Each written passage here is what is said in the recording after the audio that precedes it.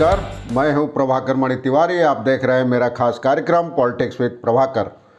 अब तक आप जान ही गए होंगे, आपने खबरें देख ली होगी, पढ़ ली होगी, सुन ली होगी कि पश्चिम बंगाल की मुख्यमंत्री ममता बनर्जी ने कोलकाता की भवानीपुर सीट से रिकॉर्ड वोटों के अंतर से जीत हासिल की है। जी हाँ, उन्होंने पिछले तमाम रिकॉर्ड तोड़ दिए हैं। 57% मतदान के बावजूद करीब 59,000 वोटों के अंतर से बीजेपी उम्मीदवार प्रियंका टिबड़ीवाल को धूल चटा दी है। बाकी दोनों जो सीटें हैं मुर्शिदाबाद की, वो भी तृणमूल कांग्रेस की झोली में आई है। अब ममता बनर्जी का और उनकी पार्टी तृणमूल कांग्रेस का अगला निशाना है दिल्ली की गद्दी, 2024 के लोकसभा चुनाव। और ममता ने अपना एजेंडा भी साफ कर दिया है कि उन्होंने कहा कि भवानीपुर के लोगों ने नंदीग्राम की साजिश का माकूल जवाब दे दिया है। बताऊंगा आपको क्या हुआ, क्या दिन भर घटनाक्रम हुआ चुनाव के नतीजे सामने आने के बाद, और आगे क्या क्या होने वाला है, क्या संभावनाएं उभर रही हैं।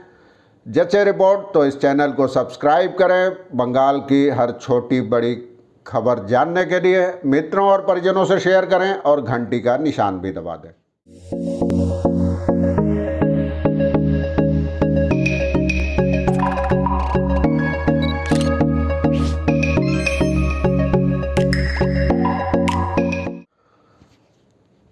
अब भवानीपुर के नतीजे सामने आने के बाद तृणमूल कांग्रेस के मंत्री और वरिष्ठ नेता, राज्य सरकार में शहरी विकास मंत्री और वरिष्ठ नेता हैं तृणमूल कांग्रेस के फिरहाद हकीम, उन्होंने कहा है कि भवानीपुर में ममता की जीत तो कोई मुद्दा ही नहीं थी कभी। हमारा लक्ष्य जीत के अंतर को बढ़ाकर भवानीपुर से पूरे देश को एक संदेश देना था। उनका कहना था बी फॉर भवानीपुर और बी फॉर भारत, यानी हमारी मंजिल हब है 2024 के लोकसभा चुनाव में मोदी सरकार को गद्दी से हटाना, और वही असली जीत होगी। दूसरी ओर ममता बनर्जी ने कहा कि भवानीपुर के लोगों ने नंदीग्राम की साजिश का जवाब दे दिया है, और मैं नंदीग्राम पर ज़्यादा कुछ नहीं कहूँगी क्योंकि यह मामला अभी अदालत के विचाराधीन है। भवानीपुर विधानसभा सीट पर होने वाला यह उपचुनाव तृणमूल कांग्रेस और खासकर ममता बनर्जी के लिए नाक और साख का सवाल बन गया था। दरअसल यहाँ यह सवाल कभी रहा ही नहीं कि ममता जीतेंगी या नहीं। सबसे बड़ा सवाल यही था कि वे कितने वोटों के अंतर से जीतेंगी। सीट का नतीजा सामने आने के बाद भवानीपुर में जश्न का माहौल है, तृणमूल खेमे में जश्न का माहौल है, जबकि भगवा खेमे में सन्नाटा पसरा है। ममता ने करीब 59,000 वोटों से जीत हासिल की है। इससे पहले वर्ष 2011 में हुए उपचुनाव में वे करीब 54,000 वोटों से जीती थी। वर्ष 2016 में उनकी जीत का अंतर करीब 25,000 था, जबकि इसी साल अप्रैल में हुए चुनाव में टीएमसी उम्मीदवार शोभनदेव चटर्जी ने करीब 29,000 वोटों से जीत हासिल की थी। इससे साफ है कि अब की ममता की जीत का अंतर दोगुने से ज़्यादा है। जो इस सीट का रिकॉर्ड है ममता बनर्जी का रिकॉर्ड है। और इस जीत के बाद उन्होंने कालीघाट स्थित अपने आवास के बाहर पत्रकारों से बातचीत में कहा कि भवानीपुर उन्होंने आभार जताया भवानीपुर के लोगों का, चुनाव आयोग का, जिसने 6 महीने के भीतर उपचुनाव कराए। उनका कहना था कि भवानीपुर सीट के नतीजे पर बंगाल और पूरे देश की निगाहें थी, और इलाके के वोटरों ने तमाम साजिशों को फेल करते हुए मेरा समर्थन किया है। उन्होंने कहा कि विधानसभा चुनाव जब हुए अप्रैल मई में तो केंद्र सरकार ने मुझे हराने की साजिश रची थी, इसलिए मैं चुनाव हार गई। अब ज़्यादा इस पर कोई टिप्पणी नहीं करूंगी। उन्होंने विजय जुलूस निकालने से भी मना कर दिया। कहना था उनका कि फिलहाल राज्य के कई इलाकों में भारी बारिश के कारण बाढ़ आई है, तो पहले बाढ़ पीड़ितों के साथ खड़ा होना जरूरी है। इसके साथ ही उन्होंने 30 अक्टूबर को जिन 4 सीटों पर उपचुनाव होने हैं विधानसभा के, उसके लिए उनके लिए पार्टी के उम्मीदवारों के नामों का भी ऐलान किया। वैसे चुनाव आयोग ने पहले ही विजय रैलियों पर पाबंदी लगा दी है। आज सुबह मुख्य सचिव को भेजे एक पत्र में चुनाव आयोग ने कहा, कोरोना की परिस्थिति को ध्यान में रखते हुए विजय जुलूस, रैलियों आदि पर रोक लगाई जानी चाहिए। साथ ही चुनाव बाद हिंसा की घटनाओं को रोकने की दिशा में भी ठोस कदम उठाए जाने चाहिए। तृणमूल कांग्रेस के नेता फिरहाद हकीम कहते हैं कि बीजेपी तो यहाँ कभी मुकाबले में ही नहीं थी, अब हमारी मंजिल दिल्ली है।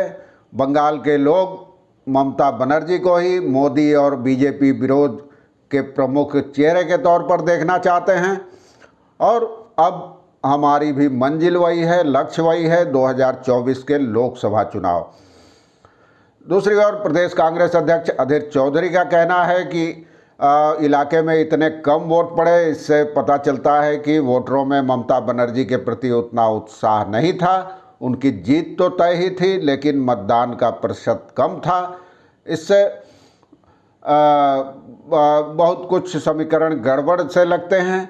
बीजेपी के एक नेता ने भी कहा कि आधे लोगों ने लगभग वोट नहीं दिया, इससे साफ है कि मतदान ठीक से नहीं हुआ, धांधली हुई और आधे लोग नहीं चाहते थे ममता बनर्जी को मुख्यमंत्री की कुर्सी पर बने रहने देना, इसलिए वो वोट देने घरों से निकले ही नहीं।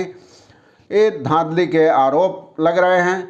उधर मुर्शिदाबाद की 2 सीटों पर जंगीपुर और शमशेरगंज में भी पार्टी ने भारी जीत हासिल कर ली है और जंगीपुर में तो लगभग 92,000 वोटों से जीती है तृणमूल कांग्रेस, उसके उम्मीदवार जाकिर हुसैन जो पिछली बार भी जीते थे। इसी तरह शमशेरगंज में भी करीब 26,000 से ज़्यादा वोटों के अंतर से तृणमूल कांग्रेस जीती है। तो ये तमाम चीज़ें हैं। जंगीपुर लंबे समय तक कांग्रेस का गढ़ था, बीच में वाम मोर्चा के घटक आरएसपी का भी कब्जा रहा था। राजनीतिक पर्यवेक्षकों का कहना है कि भवानीपुर में ममता की जीत पर कोई संदेह नहीं था। बीजेपी खुद को मुकाबले में जरूर बता रही थी, लेकिन नतीजों से साफ हो गया है कि कौन कितने पानी में है। अब विश्लेषकों का कहना है कि ममता इस सीट से भारी अंतर से जीतकर 2024 के लोकसभा चुनाव से पहले बीजेपी के केंद्रीय नेतृत्व को एक कड़ा संदेश देना चाहती थी और उन्होंने कहा भी था कि यह दूसरा खेल भवानीपुर से शुरू होकर केंद्र की जीत पर ही खत्म होगा।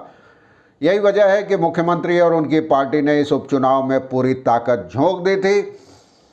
आज के लिए फ़िलहाल बस इतना ही।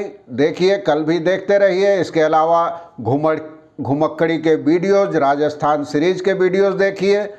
अभी बनारस के वीडियोज़ आने वाले हैं, मुझे उम्मीद है आपको जचेगा। तमाम ऐसे घुमक्कड़ी के वीडियो और जहाँ तक पॉलिटिक्स विद प्रभाकर का सवाल है, इसमें मैं आपको बंगाल की घटनाओं की जानकारी देता रहूँगा, अंदरूनी खबरों की जानकारी देता रहूँगा। धन्यवाद, नमस्कार।